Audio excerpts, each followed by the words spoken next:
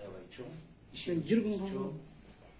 Бир күн калган жок, бүгүн атайын башталды. Ушуга такап келишти алар дагы. Атайын кечки маалга чейин алып барышып. Биз шайлоого буюрса жогорку сотко кайрылабыз. Азыр Борборлук шайлоо комиссиясына кайрылдык. Бизге тийиштүү болгон баардык кагаз документтерди берүүсү керек. Сотко кайрылуубуз үчүн. Мыналар айтып атат, бир кичинекей жерден бузуп койдуңуздар, ошол үчүн биздин кандай бир дооматыбыз бар дегендей сөз айтышты. Алар кечээ өздөрүнүн регламентин да бузуп, жок токтомго, таратылбаган токтомго, көзгө көрүнбөгөн токтомго добуш беришти. Көрдүңүздөр.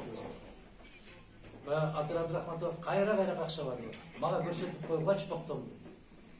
Мына ошол жумушчу топтун мүчөсү, юридика илимдеринин доктору, профессор Кайрат Иманалиев, Кайрат Осмоналиев, мен жыйынга катышкан жокмун, ал жерде менин колум жок деп атпайбы. Бул кандай маселе? Ошон үчүн көп суроолорго биз сотто мүмкүндүк табабыз.